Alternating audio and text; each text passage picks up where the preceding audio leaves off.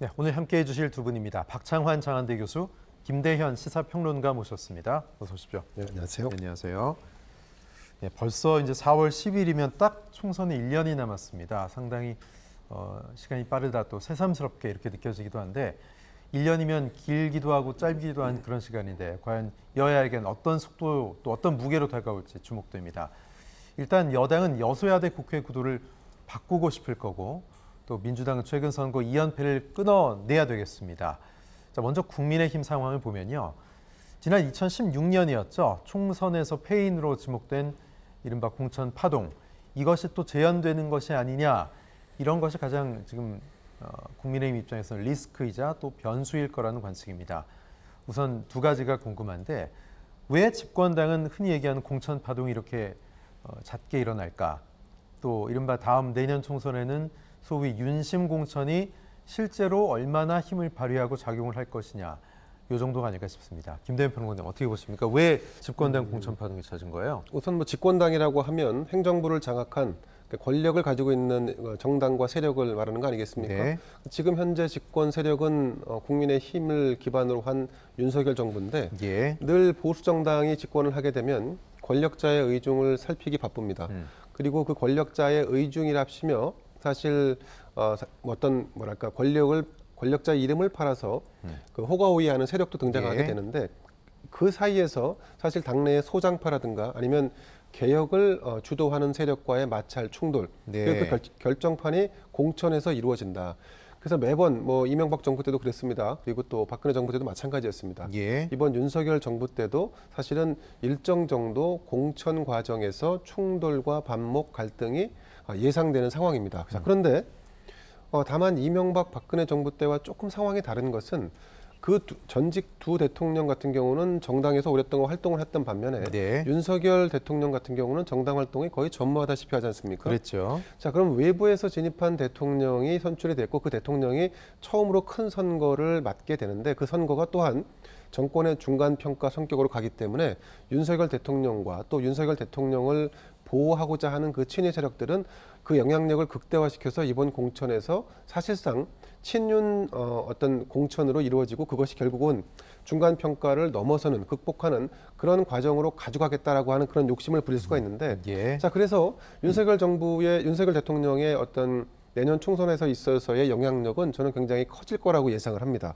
다만 그 커지는 것이 지금 야당의 독주를 제어하고 또 의회 권력을 정말로 공정한 어떤 구조로 만들겠다, 뭐 이런 그 타당한 명분 속에서 이루어져야지, 그게 아니라 지금처럼 대통령실 용산의 세력 일단, 그리고 당내에 있는 친윤 세력 일부, 여기에 더해서 윤석열 대통령이 그동안 걸어왔던 법조 인맥들 중심에 이런 중심의 공천을 주도하겠다, 이끌어가겠다라고 한다면 이건 사실은 충돌을 굉장히 키우는 길일 거라고 보고요. 그래서 네.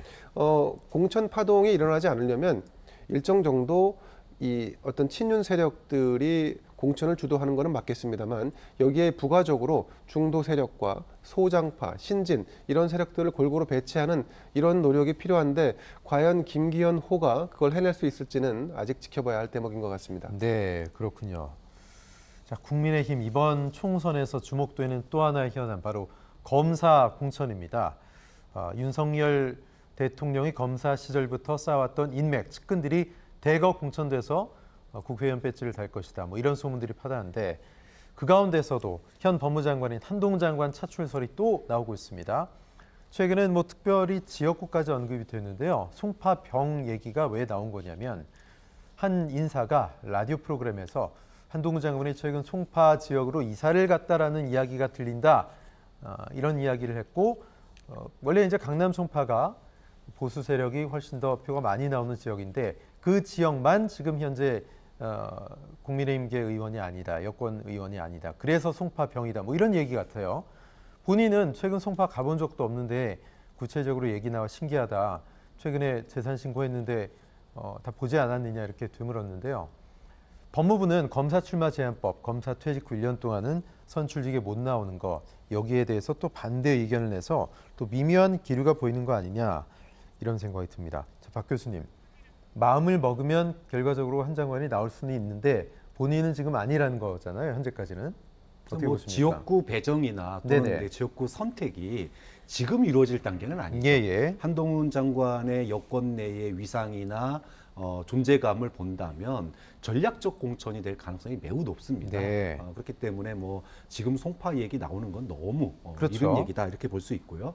저는 앞서 말씀하셨던 검사 출신들이 대거 공천 받을 거다. 이 부분은 저는 상당히 무게감이 있는 얘기라고 봐요. 왜냐하면 당선된 지 1년 동안에 장 차관에만 지금 검사 출신이 13명입니다.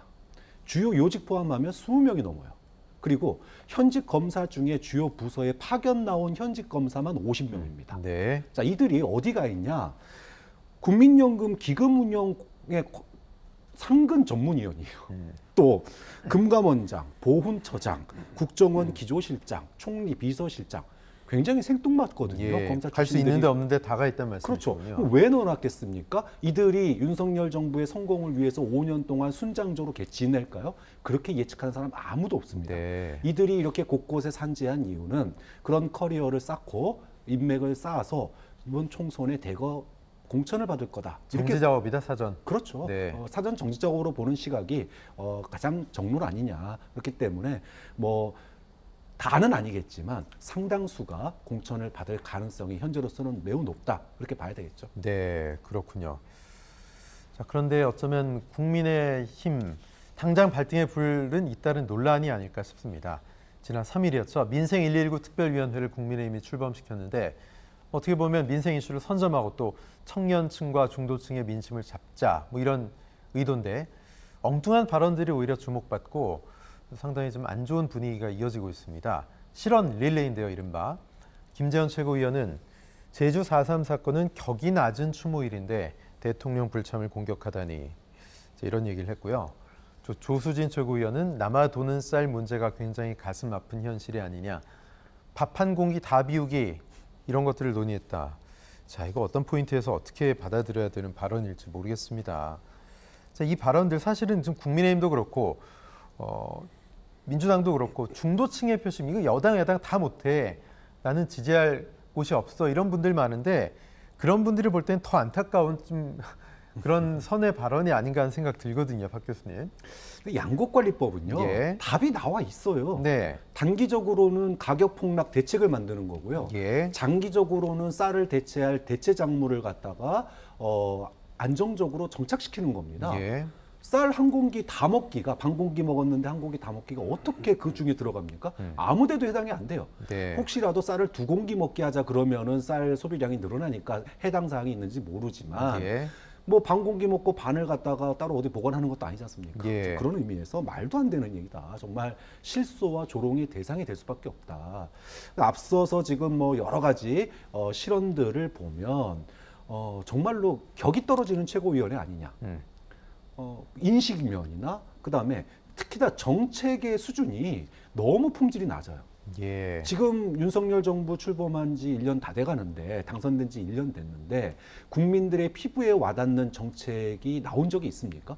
모든 정책, 69시간 노동시간 문제도 그렇고 그다음에 뭐 파업에 대한 대책도 그렇고 뭐 여러 가지 면에서 국민들의 피부에 와닿는 그런 정책을 딱 이렇다 할 정책을 내놓은 게 없어요. 예. 그런데 밥 한 공기 더 먹자 그러니까 정말 농민들은 한 대 때리고 싶은 마음이 들고 더 먹자도 아니고 그냥 다 먹자. 그렇죠. 다 더 비우기. 먹자가 2공기 아니고 한 공기. 예. 네. 그러니까 밥 안 먹는 밥 투정하는 초등학생한테 초등학생이 할 수 있는 말이에요, 그런 거네요, 그죠? 예. 고기 한 근 먹는 사람 2근 먹자. 그리고 뭐 생선 반 토막 먹는 사람 한 마리 먹자. 이런 수준 낮은 발언이라고 봅니다. 네. 근데 또 자칭 타칭 윤 대통령의 멘토란 분이죠. 신평 변호사도 좀 발언의 수위가 최근 달라지고 있습니다. 윤 정부 지금 위험한 선택을 하고 있다. 과도하게 10분의 3, 30%밖에 안 되는 지지층 구애에 치중하고 있다. 윤 대통령의 4번의 서문시장 방문이 그 상징적인 예로 그것은 달콤한 늪이다. 지금 뭐 후보 시절까지 포함하면 6번 간 거죠. 김건희 여사까지 포함하면 7번이고. 자, 어쨌든 뭐 그동안 윤 대통령한테 누구보다도 호의적인 발언을 내놨던 멘토란 분이 이런 쓴소리를 하니까 용산도 국민의힘도 허투루 듣지는 않았을까 싶은데 글쎄요. 김대현 평론가님 어떻게 보십니까? 허투루 들었을까요? 글쎄요.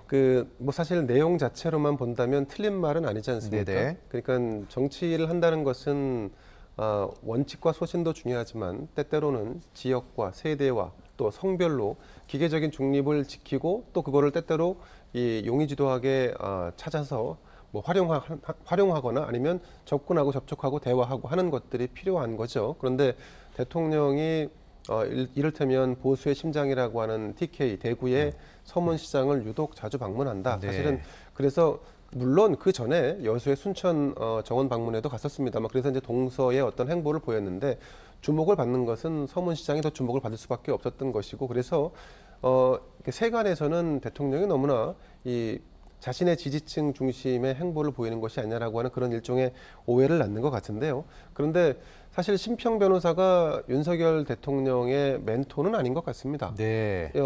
그동안에 이제 지난 대선 때 수행실장을 했던 국민의힘 이용 의원이 멘토도 아닌데 쓴소리랍시고 너무 말이 많다 뭐 이런 비토를 한 것 같은데요. 자, 그래서 멘토라는 게 뭐 공식 직함이 아니니까요, 그죠? 그렇죠. 공식 직함은 아니죠. 어쨌든 근데 그런 반박에 대해서 심평 변호사가 내가 나이 먹고 뭐 좀 그 발언을 좀 뭐 과도하게 한 것 같다라고 해서 또 꼬리를 내리지 않았습니까? 네. 이제 이런 것 같아요. 심평 변호사의 말은 원론적으로 보면 틀린 말은 아닙니다. 하지만 조금 더 구체적으로 들어가면 그러면 대통령실이 용산이 그런 상황을 판단하지 못하고 있는가? 그건 또 아닌 것 같아요. 네. 자, 지금 정치적인 구도를 보면 윤석열 대통령의 지지율이라는 것은 30%대에 머물고 있지 않습니까? 그렇죠. 한때 20%까지 추락을 했었고 지금 그 참모들이나 대통령 본인도 이 30%의 지지율을 공고히 지켜야 한다라고 하는 그 당면 과제는 사실은 굉장히 큰 비중을 차지할 겁니다. 네. 정치적인 행보에 있어서. 그리고 민주당이 의회를 장악하고 있는 상황이기 때문에 민주당의 어떤 비토와 반발 이런 것도 염두에 둔다고 한다면 사실 고정 지지층에 대한 구애 또 이거를 탄탄히 한 뒤에 다가올 큰 선거를 대비해야 한다라고 하는 뭐 이런 정도의 이해는 또 있음직합니다. 또 한 가지는 대통령이 이제 지지율이 낮다 보니까 더군다나 이제 국민의힘도 사실상 대통령의 지지율을 끌어올리는 정도의 백업을 잘 못하고 있는 형국이지 않습니까? 자, 그렇다 보니까 대통령이 자신감을 갖고 국정을 운영하는 것도 필요한데 참모들 일각에서는 그래서 이제 아무래도 그 더 큰 호응을 얻을 수 있는 이런 지역의 일정을 좀 배정하는 측면이 있는 것 같습니다. 그런데 서두에도 말씀드렸다시피 대통령은 어쨌든 기계적 중립을 지키는 것도 또한 정무적 판단의 일환이기 때문에 앞으로 서문시장을 임기 내에 한 번 더 방문하는 일은 제가 볼 때 없었으면 좋겠습니다. 차라리 광주의 재래시장을 가든지 아니면 이번엔 부산을 가든지 대전을 가든지 아니면 강원도도 또 소외받고 있습니다. 강원도에 뭐 특히 강원도 제1도시라고 하는 원주의 재래시장도 한번 방문을 더 해주시면 어떨까 하는 생각도 해봅니다. 예.